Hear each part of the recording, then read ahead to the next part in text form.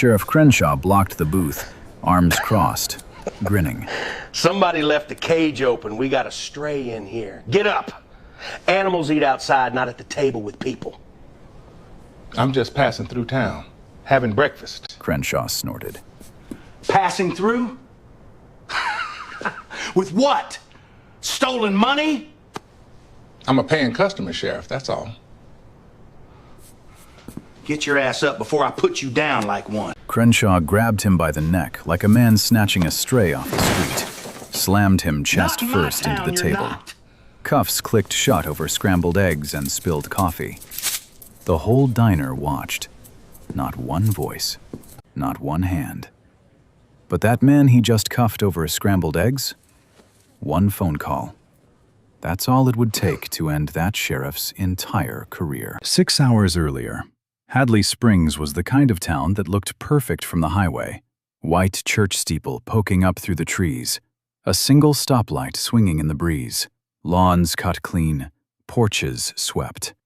But that was the surface. Underneath, Hadley Springs ran on one rule, and everybody knew it. Sheriff Wade Crenshaw's rule. 22 years he'd worn that badge. 22 years nobody ran against him, nobody questioned him, nobody filed a complaint that went anywhere. The town had about 4,000 people, most of them white. The black families, maybe 12%, lived south of the railroad tracks, in smaller houses with older paint and longer waits for road repairs. Everyone was polite to each other at the grocery store, but polite and equal are two very different things. And the man who kept it that way drove a cruiser with mirrored sunglasses on the dash and a Confederate flag sticker barely hidden under the visor. That was Hadley Springs. Now, Malcolm Briggs had no business being in this town. Not officially. He'd driven in late Friday night from Houston, rented a silver sedan, nothing fancy. Checked into the Blue Bonnet Motel on Route 9. The teenager at the front desk swiped his card, handed him a key, and didn't look twice at the name. Malcolm Briggs, FBI Director. The highest-ranking law enforcement officer in the United States. But that night he wasn't the director. He was just a man coming home. See, Malcolm grew up 3 states away, but his grandmother, Loretta Briggs, had lived her whole life in Hadley Springs, raised 6 kids in a shotgun house off Elm Street, went to Greater Hope Baptist every Sunday, made peach cobbler that the whole South Side still talked about 30 years later. She died when Malcolm was 24. He was at Quantico then, first year of FBI training. He made it to the funeral. But after that, he never came back. Life moved too fast. The ranks kept climbing. Quantico became the field office. The field office became Washington. Washington became the director's chair. 30 years passed. Now, at 54, Malcolm had a speech coming up at Howard University. The topic? Justice in small-town America. And somewhere during the writing of that speech, he realized he'd been talking about places like Hadley Springs his whole career. But he hadn't set foot in one since he buried his grandmother. So he drove down. No motorcade, no suit, no detail hovering over his shoulder. Just a man in a flannel shirt and reading glasses, carrying a leather briefcase with a draft of that speech inside. His security team, Senior Special Agent Nora Sullivan and one other agent, stayed 2 towns over at his request. They had GPS on his phone. Check-in was scheduled for noon Saturday. Malcolm wanted space. He wanted to walk the streets Loretta had walked, sit where she used to sit, eat where she used to eat. And that's exactly what he did. Saturday morning, 7:30 a.m. Malcolm pushed open the door of Sweetwater Diner. A little bell jingled above him. The smell hit first. Butter. Bacon grease, coffee so strong it stung the back of your throat. The place hadn't changed much. Checkered tablecloths, vinyl booths patched with tape, a jukebox in the corner that still had Otis Redding on it. And behind the counter, Darlene Moore. 67 years old, silver hair pulled back, apron stained with a morning's worth of work. Malcolm sat at a corner booth, ordered black coffee, scrambled eggs, wheat toast, and grits. When he handed over his credit card, Darlene paused. "Briggs," she said softly. "You any relation to Loretta?" Malcolm looked up. "She was my grandmother." Darlene's face broke open into a smile. She pointed to a photo on the wall, a young black woman in a Sunday hat standing in front of Greater Hope Baptist. "That's her, right there. Sweetest woman God ever made." Malcolm stared at the photo for a long time. Then he nodded. "Yes, ma'am. She was." Darlene poured his coffee herself, extra hot, on the house, and for the next 30 minutes, Malcolm Briggs sat in that booth, reading the newspaper, eating eggs, and feeling something he hadn't felt in years. Peace. The grill sizzled. The AM radio hummed low. Sunlight stretched across the checkered tablecloth. It wouldn't last. At 8:05 a.m., the bell above the door jingled again. Sheriff Wade Crenshaw walked in like he owned the building, and, in a way, he did. Not on paper, but in practice. Every head in that diner turned, nodded, then looked away. That's how it worked. You acknowledged Crenshaw. You didn't challenge him. Deputy Jenny Dawson trailed behind him. 31 years old, blonde hair pulled tight under her hat, eyes always a half-second behind the sheriff's, watching him the way a dog watches a hand that's hit it before. Crenshaw's morning routine never changed. Coffee, biscuit, a lap around the room to remind everyone he was there. He slapped Earl Finch on the shoulder. "Earl, how's that fence coming?" "Almost done, Sheriff." "Good man." He nodded at two women in a booth near the window, winked at Darlene behind the counter. The whole room moved around him like water around a rock, natural, practiced, automatic. Then his eyes landed on the corner booth, a black man, alone, reading a newspaper, eating eggs like he had nowhere to be. Crenshaw's jaw tightened. He turned to Dawson and spoke low, but not low enough. "The hell is that?" Dawson glanced over, saw nothing out of place. A man eating breakfast. She said nothing. Crenshaw straightened his belt, tugged his hat down, and walked toward the booth with the kind of slow, deliberate stride that wasn't about getting somewhere. It was about making sure everyone saw him going. He stopped at Malcolm's table, stood over him, legs wide, one hand resting on his holster. Not sitting, not leaning, just towering. Malcolm didn't look up right away. He finished the sentence he was reading. Then he removed his glasses, folded them, set them on the table. "Morning, Sheriff." Crenshaw didn't return the greeting. "I don't know you," he said, "and I know everybody in this town. So I'm going to ask you once. What are you doing here?" "Having breakfast," Malcolm said. "Passing through." Passing through. Crenshaw repeated it like the words tasted bad.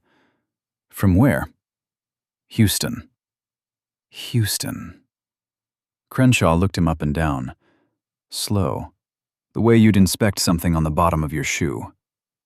"Long way to drive for some eggs." "I'm visiting family." "Family?" Crenshaw almost laughed. "You got family here? In Hadley Springs?" "My grandmother lived here.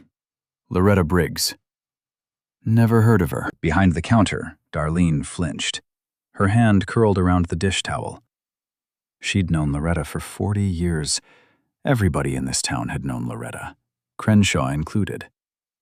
Malcolm saw it. He didn't react. He just said, "Well, she's been gone a long time." Crenshaw leaned forward, both hands flat on the table now, close enough that Malcolm could smell the tobacco and cheap aftershave. "Let me tell you how this works, friend. A stranger shows up in my town, driving a rental, no local ties I can verify. I have every right to ask questions. Now, show me some ID." Malcolm reached into his jacket slowly, pulled out his Virginia driver's license, placed it on the table. Crenshaw picked it up, held it between two fingers like it was dirty. Virginia. Malcolm Briggs. He looked at the photo, looked at Malcolm, looked at the photo again. You're a long way from home, Malcolm. Yes, sir. Crenshaw walked the license back to Dawson. Run it. Dawson keyed the name into her shoulder radio. 30 seconds of static. Then dispatch came back. Clean. No warrants, no record. Nothing. Dawson looked at Crenshaw. He's clear, Sheriff. A normal officer would have handed back the ID and walked away, maybe even apologized. That's what the law required. That's what basic human decency required. Crenshaw did neither. He walked back to the booth, tossed the license onto the table like a losing hand of cards. Stand up. Malcolm looked at him. Excuse me? You heard me. Stand up. I need to pat you down. On what grounds? On the grounds that I said so. The diner was frozen, forks down, eyes locked. The AM radio played a Patsy Cline song that nobody heard. Darlene stepped forward. Wade, the man is just eating. Leave him be. Crenshaw didn't even turn around. Darlene, sit down. This doesn't concern you. He's a guest in my restaurant. I said, sit down. Darlene went quiet. Not because she agreed, because she knew what happened to people who pushed back against Wade Crenshaw. She'd seen it. She'd lived it. Malcolm stood, slowly, not because he was told to, but because he chose to. He placed his napkin on the table, straightened his shirt, and looked Crenshaw dead in the eye. I'm standing because I choose to, Sheriff, not because you ordered me. Something dark flickered across Crenshaw's face. That wasn't the response he wanted. He wanted fear. He wanted a flinch. He wanted the whole diner to watch a black man shrink. Instead, he got a wall. Turn around, hands on the table. Malcolm turned, placed his palms flat. Crenshaw patted him down, hard. Shoulders, ribs, waist, pockets. Found nothing. Not a weapon. Not a knife, not even a stick of gum, because there was nothing to find. Earl Finch, from across the room, raised his coffee mug. Can't be too careful these days, Sheriff. He said it like a man watching a show he was enjoying. Crenshaw finished the pat-down, stepped back, saw Malcolm's rental car keys on the table. Rental car. Where's it parked? Out front, silver Camry. I'm going to need to search that vehicle. No. Malcolm's voice didn't rise, didn't waver, just one clean word. I do not consent to a search of my vehicle. The whole room felt the shift. It was like watching a wire pull tight. Crenshaw's neck went red. He wasn't used to that word, not from anyone in this town, and especially not from a black man in his diner, in front of his people. What did you just say to me? I said no. You have no probable cause, no warrant, and I've done nothing wrong. Crenshaw smiled, but it wasn't a real smile. It was the kind of smile a man puts on right before he does something ugly. That sounds like obstruction to me. He grabbed Malcolm's wrist, twisted it behind his back. Malcolm didn't resist, didn't swing, didn't raise his voice. He just turned his head slightly and said 5 words. You're making a mistake, Sheriff. Crenshaw yanked the second arm back, slapped the cuffs on. The metal bit into Malcolm's wrists. Click, click. The only mistake here, Crenshaw said, is you coming to my town. He shoved Malcolm toward the door, past the booths, past the silent faces, past Darlene, who stood behind the counter with tears running down her cheeks. In the corner booth, the teenager with the phone was still recording. Her hands were shaking. But she didn't stop. Outside, the morning sun hit Malcolm's face. The birds were still singing. The stoplight still swung in the breeze. Hadley Springs looked exactly the same as it had 10 minutes ago. But nothing was the same. Crenshaw opened the back door of his cruiser, pushed Malcolm's head down, shoved him inside. No Miranda rights, no explanation, no paperwork. Just a black man in handcuffs in the back of a squad car. For the crime of eating eggs. Crenshaw pulled out of the diner parking lot slow. No sirens, no rush. He wanted people to see. He wanted the whole town to watch that cruiser roll down Main Street with a black man locked in the back. And they did. A woman sweeping her porch stopped mid-stroke. 2 men outside the hardware store turned and stared. A kid on a bicycle slowed down, mouth open. Nobody waved at the sheriff this time. They just watched. Malcolm sat in the back seat, hands cuffed behind him, spine straight, eyes forward. The vinyl seat was cracked and hot from the morning sun. The cage partition smelled like sweat and old metal. He didn't speak, didn't ask where they were going. He already knew. Deputy Dawson followed in the second cruiser. Her knuckles were white on the steering wheel. She'd seen Crenshaw pull this kind of thing before. Never this aggressive, never this public. Something in her gut told her this one was different. She was right. The Hadley Springs Sheriff's Office sat at the end of Birch Street, a squat brick building with 3 holding cells, a front desk, and a parking lot that could fit maybe 6 cars. The American flag out front hung limp in the heat. Crenshaw pulled up right at the entrance, got out, opened the back door, and grabbed Malcolm by the arm. "Out, let's go." He walked Malcolm through the front door like a trophy, chest out, hat tipped back, grinning. Officer Trent Adler was behind the desk, mid-40s, thin mustache, cup of gas station coffee going cold beside his keyboard. He looked up and saw the sheriff marching a handcuffed black man through the door. His face went confused. "Book him," Crenshaw said. "Obstruction of justice. Failure to comply." Adler blinked. "What happened?" "I gave a lawful order. He refused. That's all you need to know. Book him." Adler looked at Malcolm. Malcolm looked back. Calm. Steady. The kind of calm that made Adler more nervous than if the man had been screaming. "Yes, sir," Adler said. And he started the paperwork. Fingerprints. Mugshot. Malcolm stood in front of the height chart while Adler fumbled with the camera. Flash. Click. The most powerful law enforcement officer in the country, photographed like a common criminal in a 3-cell county lockup. Crenshaw leaned against the doorframe the whole time, arms crossed, watching, savoring. "You know what your problem is?" Crenshaw said. "You people always think you can walk into a place and act like you run it, like the rules don't apply to you. But in this town, my rules apply. To everybody." Malcolm said nothing. He let the silence do the talking. "What? Nothing to say now? Big man in the diner talking about rights and consent. Where's all that mouth now?" Malcolm looked at him. Not with anger, not with fear.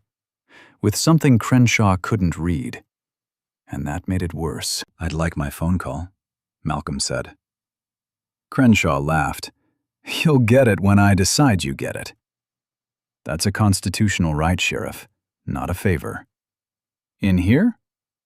Crenshaw pushed off the doorframe and stepped closer. "In here, I'm the Constitution." He pointed to the holding cell. Adler walked Malcolm in. The steel door clanged shut. The lock echoed off the cinder block walls. Malcolm sat on the metal bench. The mattress was a thin pad that smelled like bleach and sweat. A single fluorescent tube buzzed overhead, flickering every few seconds. No window, no clock. Just gray walls and the faint sound of Crenshaw's boots walking back down the hallway. And that's when Crenshaw decided to search the car.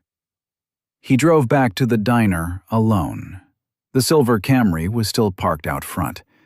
Crenshaw didn't have a warrant, didn't have consent, didn't have probable cause. He didn't care. He popped the trunk. Nothing. Checked under the seats. Nothing. Opened the glove box. Rental agreement, a pair of sunglasses, a pack of tissues.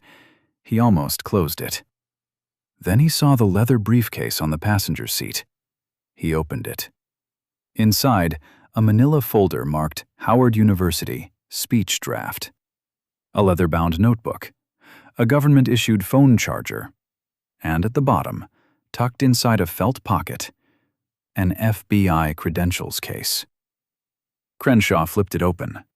The gold badge caught the light. The photo ID stared back at him. Malcolm Briggs, Director, Federal Bureau of Investigation.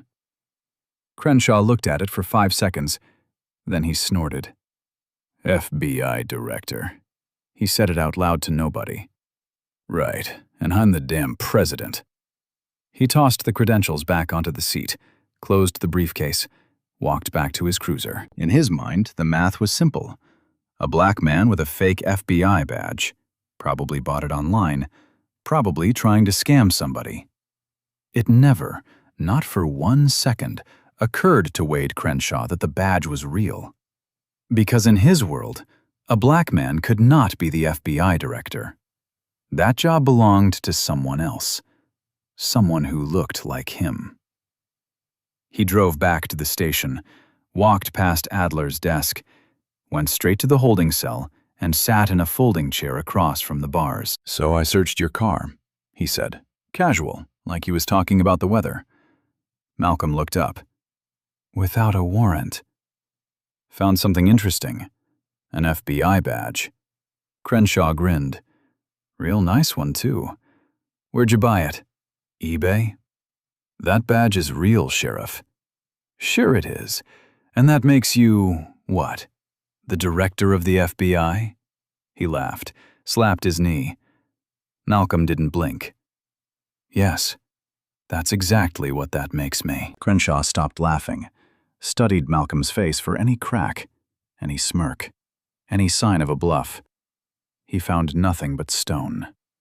For one brief second, 1 half-second, something cold moved through Crenshaw's chest. A whisper. A doubt. What if? Then he crushed it. You're full of it, he said, stood up, walked out. Back in the hallway, Dawson was waiting. She'd been listening. Sheriff, she said quietly, I saw that badge when you brought his things in. It looked real. It's fake. Maybe we should just verify.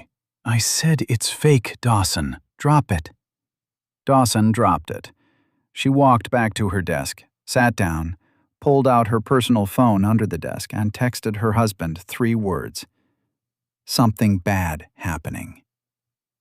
Meanwhile, 40 miles away, Agent Nora Sullivan checked her phone. 10 a.m., text to Director Briggs. No reply. She waited. Sent another at 10:30. Nothing. 11 a.m. Still nothing. She pulled up his GPS. The blue dot sat right on top of the Hadley Springs Sheriff's Office.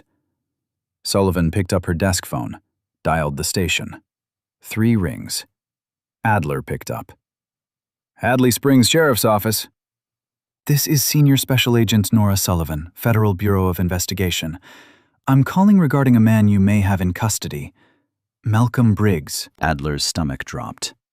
He put the call on hold, walked to Crenshaw's office. Door open. Crenshaw was leaning back in his chair, boots on the desk. Sheriff, there's an FBI agent on the line, asking about the guy in holding. Crenshaw didn't move.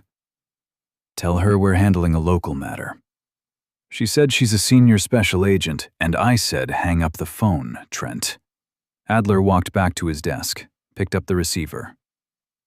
Ma'am, the sheriff says this is a local matter. The line went dead. Sullivan had already hung up. She stared at her phone for 3 seconds.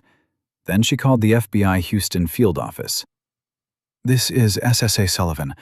I need a tactical team mobilized to Hadley Springs, Texas, immediately. The director has been detained by local law enforcement. This is not a drill." Back in the cell, Malcolm sat on the metal bench, hands folded, still as concrete. 2 hours now. No phone call. No water. The fluorescent light buzzed and flickered. He heard boots. Crenshaw appeared on the other side of the bars. Folding chair. Same smirk. "Last chance," Crenshaw said. "Tell me who you really are. And maybe I don't add possession of fraudulent government credentials to your charges." Malcolm looked at him, and for the first time his expression shifted, not to anger, to something quiet, something almost sad. "Sheriff, I've told you who I am. I've asked for my phone call, which is my constitutional right. You've denied it. I've told you that badge is real. You've laughed at it. Everything that happens from this point forward is on you.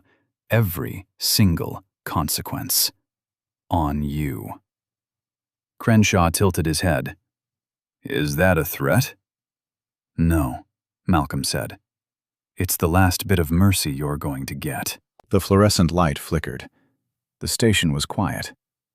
And somewhere on a highway outside of Houston, 3 black Suburbans were doing 90 miles an hour, headed straight for Hadley Springs. 12:47 p.m.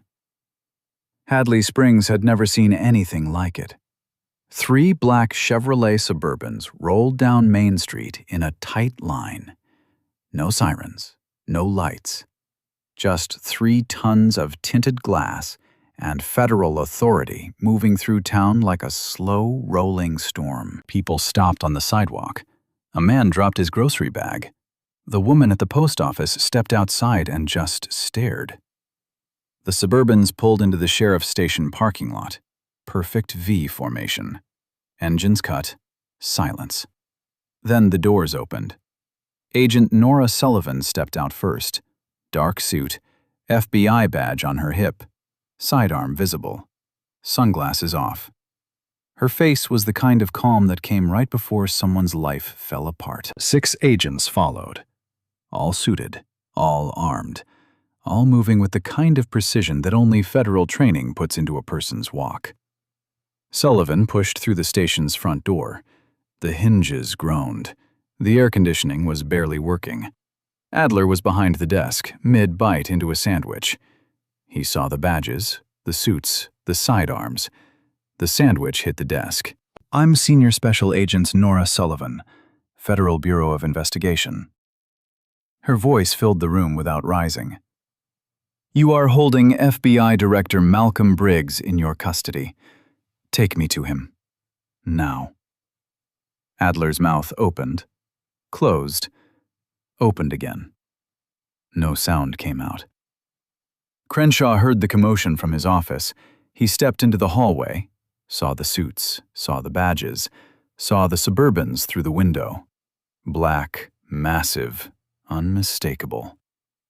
His smirk was gone. Sullivan locked eyes on him. "Are you Sheriff Crenshaw?" Yeah, who's asking?"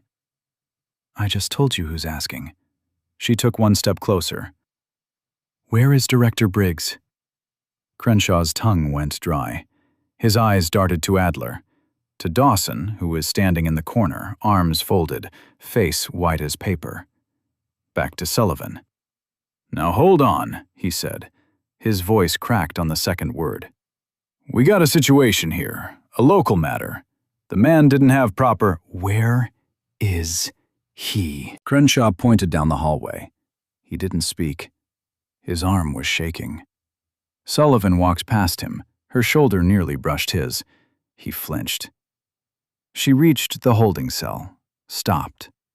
Malcolm Briggs sat on the metal bench, hands folded in his lap, back straight. The fluorescent light buzzed above him. His shirt was wrinkled.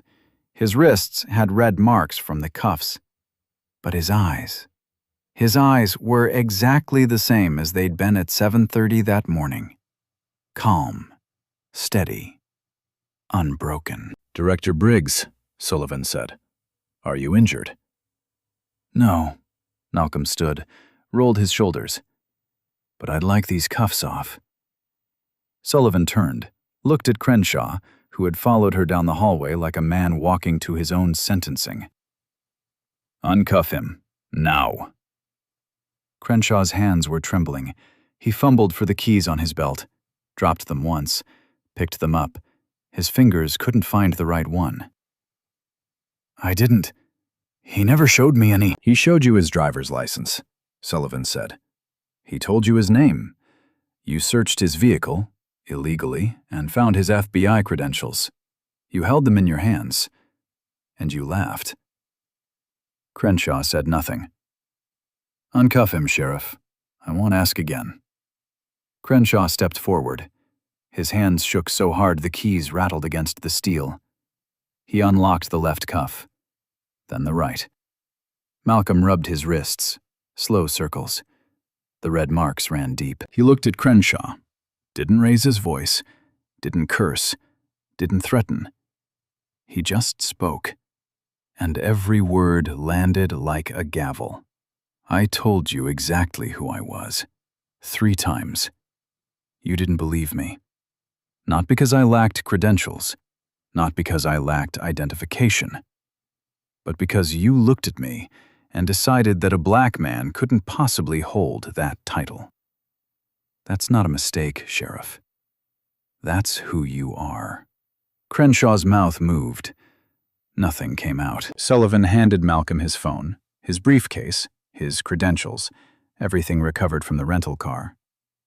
Malcolm straightened his collar, put his reading glasses back in his pocket, and walked out of that cell the same way he'd walked into that diner, unhurried, upright, and unbroken. He stepped outside. The afternoon sun hit his face.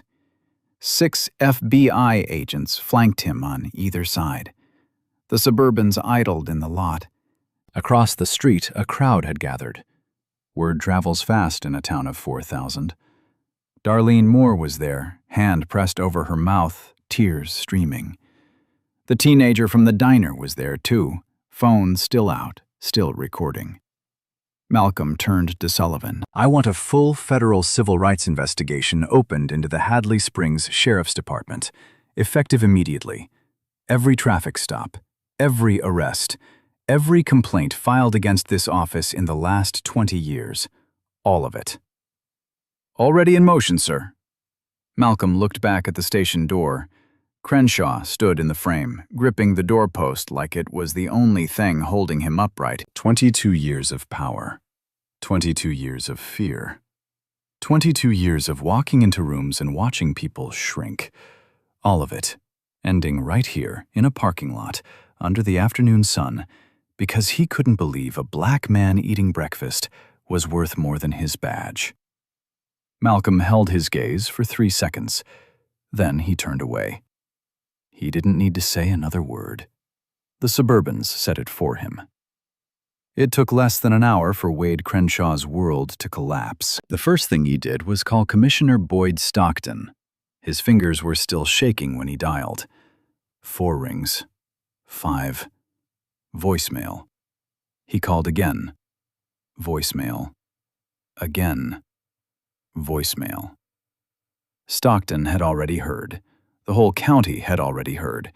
And a man who'd spent 20 years covering for Wade Crenshaw suddenly couldn't find his phone. Crenshaw sat in his office. Door closed, blinds shut. The badge on his chest felt heavier than it had that morning. His hands smelled like the metal of the handcuffs he'd used on a man who outranked every law enforcement officer in the country. At 2:15 p.m., his desk phone rang. It wasn't Stockton. It was the county attorney. 3 sentences. Formal. Final. "Sheriff Crenshaw, effective immediately, you are suspended from duty pending a federal investigation. Please surrender your badge, your firearm, and your keys to the station. Do not contact any member of your department until further notice." Crenshaw set the phone down, stared at the wall. 22 years. 22 years of running this town. And it was over before dinner. He unclipped the badge, set it on the desk. It made a small sound against the wood. Quiet. Almost nothing. But it was the loudest thing he'd ever heard. Outside, the parking lot was chaos. 2 news vans had already arrived from Tyler. A reporter from the Houston Chronicle was on the phone, pacing back and forth, scribbling in a notebook. A helicopter, news chopper, circled overhead, low enough to rattle the windows. Crenshaw stepped outside. He didn't know what he expected. Maybe silence. Maybe nothing. Instead, he found Malcolm Briggs standing by the lead Suburban, phone to his ear, surrounded by agents. Crenshaw walked toward him. Slow. Hat in his hands now, not on his head. A small thing, but it said everything. "Director Briggs," he started. His voice was different, smaller. "Sir, I want you to know, this was a misunderstanding. I was doing my job. I didn't know." Malcolm lowered the phone, looked at him.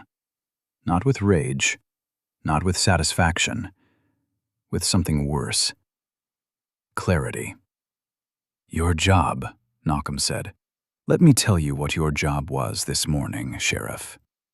Your job was to protect every person in this county, every single one, regardless of what they look like, where they come from, or what they're eating for breakfast." He took one step closer. "What you did in that diner wasn't law enforcement. It was bigotry with a badge. And the fact that you're standing here calling it a misunderstanding tells me you still don't understand what you did." Crenshaw opened his mouth, closed it. His eyes were wet, not from guilt, from fear. The fear of a man who just realized the ground he'd been standing on for 2 decades was never solid. I'm sorry." "No," Malcolm said quietly. "You're scared. That's not the same thing." He turned away. The conversation was over. That's when Deputy Jenny Dawson stepped forward. She'd been standing near the station entrance for the last 20 minutes, watching, listening, turning something over in her hands, a USB drive. She walked straight to Agent Sullivan, didn't look at Crenshaw, didn't hesitate. "Body cam footage," she said, "from this morning. Everything from the diner to the station. And my written statement, 6 pages. I'll testify." Sullivan took the drive. "Thank you, Deputy." Dawson nodded. Then she looked at Crenshaw, just once. And the look on her face wasn't anger. It was exhaustion. The exhaustion of a woman who had watched this happen too many times and finally, decided she was done watching. By 6 p.m., the teenager's diner video was on Twitter. By 8 p.m., it had 4 million views. By Sunday morning, every major news network in the country was running the same headline. "Small-town sheriff arrests FBI director for eating while black." CNN Fox, MSNBC, ABC. The story was everywhere. The diner video played on loop, Crenshaw kicking the booth, grabbing Malcolm's neck, slamming cuffs on. Dawson's body cam footage filled in the rest. The station, the mugshot, the denial of a phone call, the mocking of the FBI badge. Together, the 2 videos told a story that no press release could spin, no attorney could reframe, no apology could undo. Crenshaw's lawyer released a statement Saturday night. An unfortunate case of misidentification. Nobody bought it. Not one person. Commissioner Stockton held a press conference Sunday morning. He stood behind a podium, sweating through his shirt, and said the words he thought would save him. "The actions of Sheriff Crenshaw do not represent the values of Hadley County." 22 years. He'd signed off on every budget, every complaint dismissal, every quiet transfer. And now he stood there pretending he'd never met the man. The cameras kept rolling, and Hadley Springs kept burning. The FBI Civil Rights Division landed in Hadley Springs on Monday morning. 4 investigators, 2 analysts, a federal prosecutor from the Southern District of Texas. They set up in the conference room of the only hotel in town, the Blue Bonnet Motel, same place Malcolm had checked into 2 nights before. They started with the records. 20 years of traffic stops, 20 years of arrest reports, 20 years of complaints. The Hadley Springs Sheriff's Office kept everything in filing cabinets. No digital backup, no external oversight. Just paper, locked in a room that only Crenshaw had the key to. They broke the lock on Tuesday.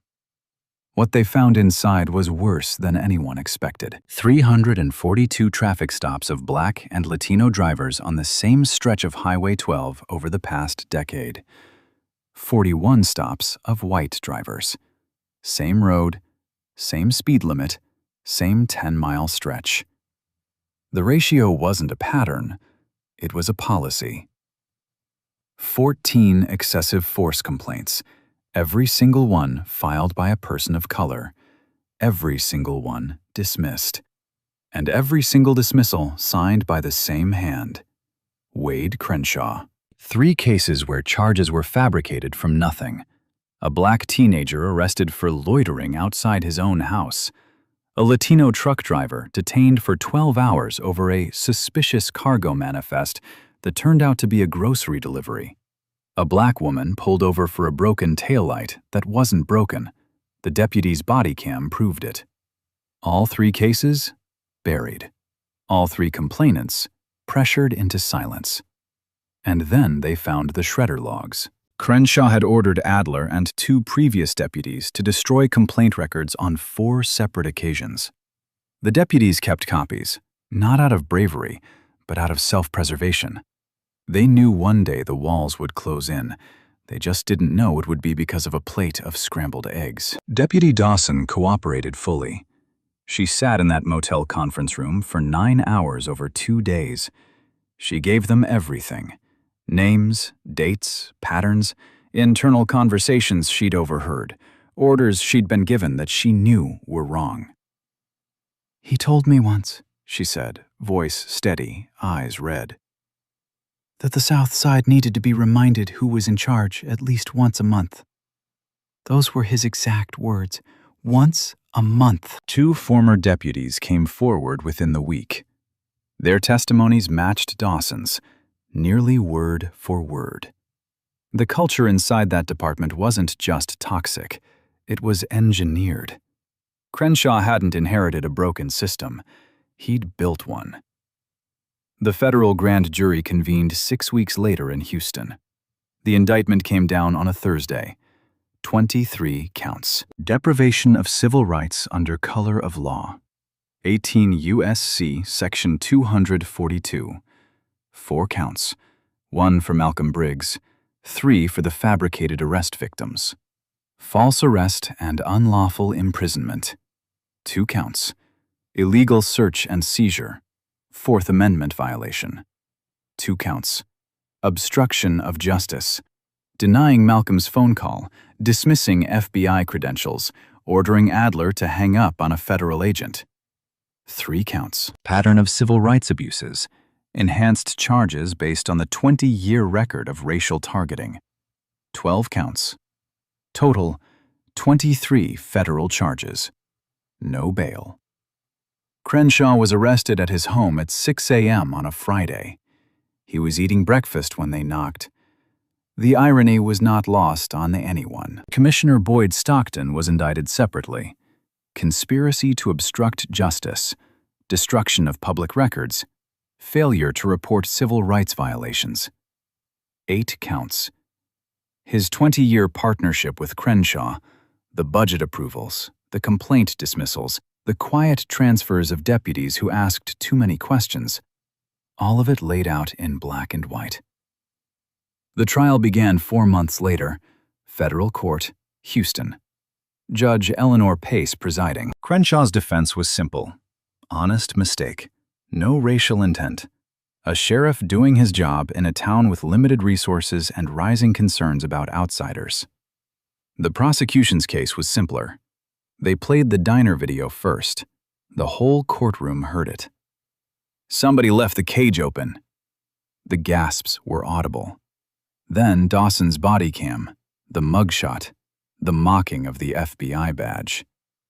Crenshaw's voice, clear as daylight.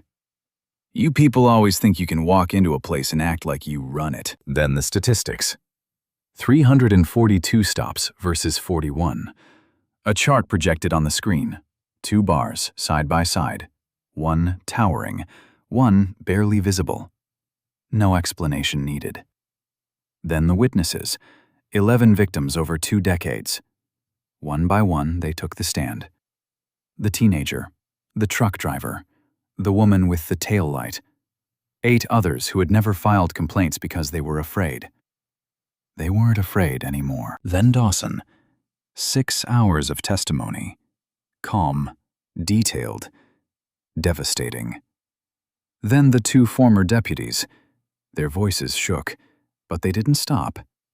Crenshaw's attorney put him on the stand as a last resort. It lasted 40 minutes. The cross-examination lasted 4. The federal prosecutor asked one question that ended it. Sheriff Crenshaw, if a white man in a flannel shirt had been sitting in that same booth, eating that same breakfast, at that same time of morning, would you have demanded his ID? Crenshaw paused. 3 seconds. 4. 5. I would have assessed the situation the same way yes or no, Sheriff. 6 seconds. 7. He never answered. He didn't have to. The jury had already seen enough. Guilty. All major counts. The verdict took less than 4 hours. Sentencing came 3 weeks later. Judge Pace spoke for 12 minutes. The courtroom was silent. Mr. Crenshaw, the badge you wore for 22 years was a symbol of public trust.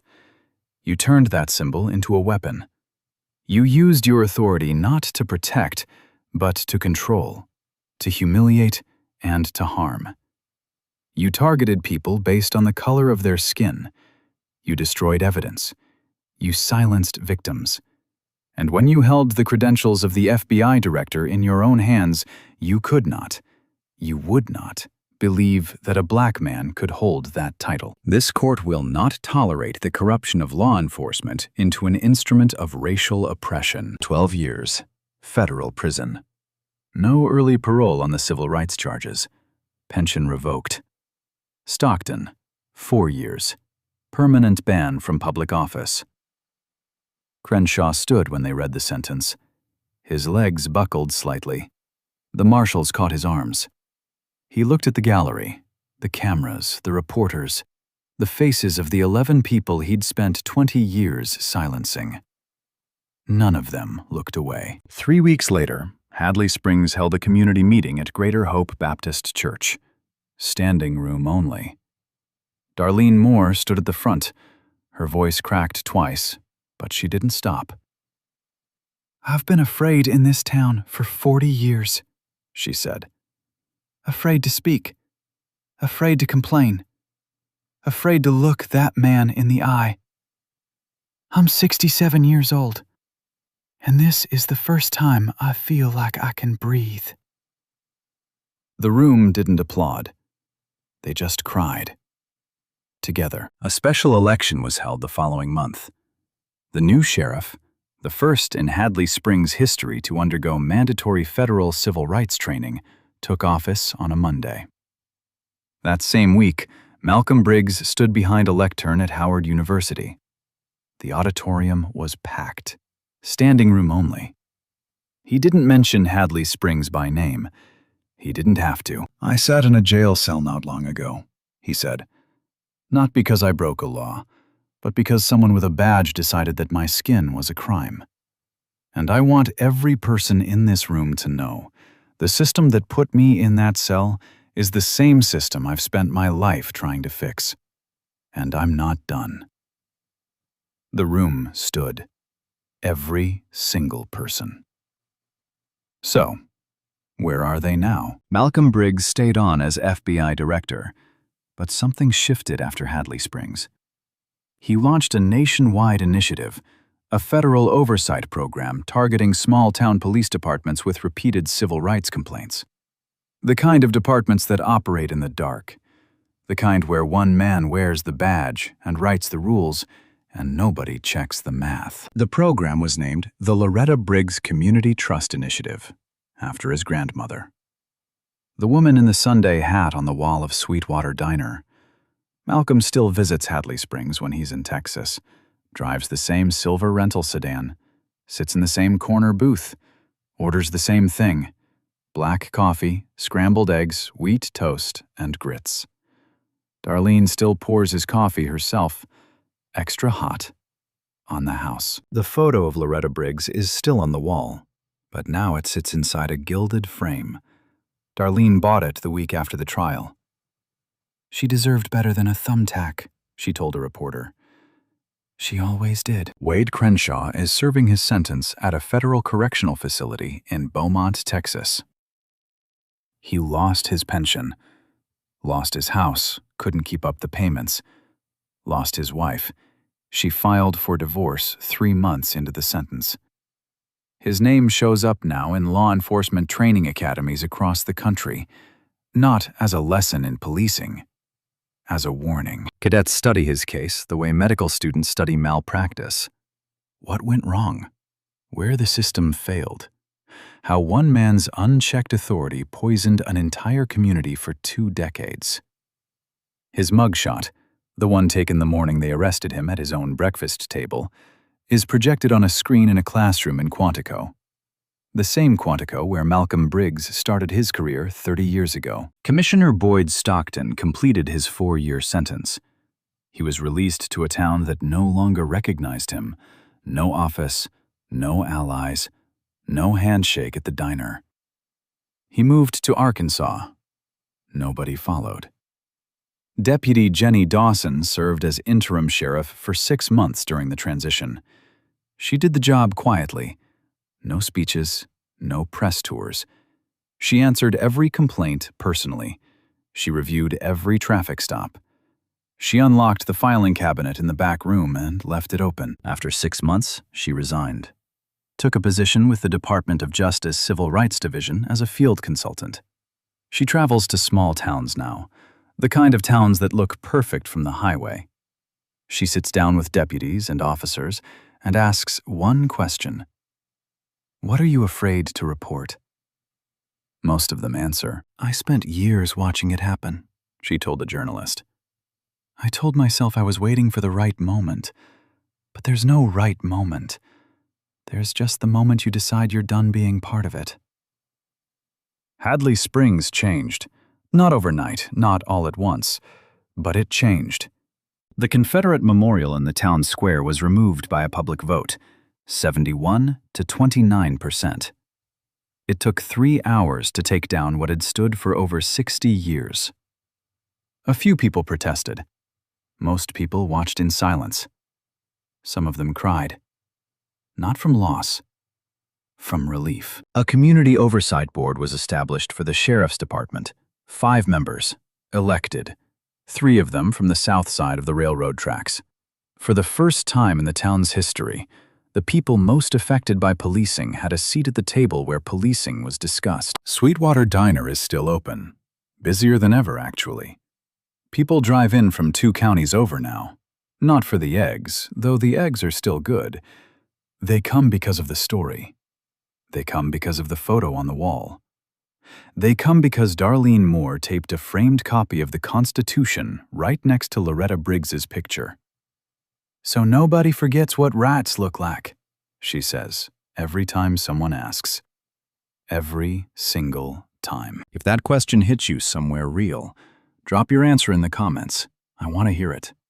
Not the perfect answer, the honest one. And if this story made you feel something, share it. Send it to someone who needs to hear it. Hit that like button, subscribe if you haven't. Because stories like this, they don't change the world by themselves. They change the world when people pass them on. I'll see you in the next one. 22 years behind that barge, and it all came past over a plate of scrambled eggs. But here's what I keep coming back to. Crenshaw had Malcolm's FBI credential in his own hands. Look right at the badge, right at the photo, and laughed. Not because the evidence wasn't there, but because his mind had already decided what a black man could and couldn't be. And that's the thing about prejudice. It doesn't just lie you to other people, it lies you to reality. Crenshaw didn't lose his career because Malcolm was powerful. He lost it because he was so locked inside his own virus that the truth was staring him in the face, and he couldn't see it. That's not just a mistake. That's a prison you build for yourself. So here's what I want you to see in tonight. When someone decides who you are before you open your mouth, who really the ones in handcuffs, them or you? And if you ever been that person in the book, eating your breakfast, minding your business, and still not being enough, I see you. Drop your answer in the comments. Not the perfect ones, the honest one. If this story hit you somewhere real, share it, like, subscribe, because stories like this will change the world by themselves. They change the world when people pass them on. I'll see you in the next one.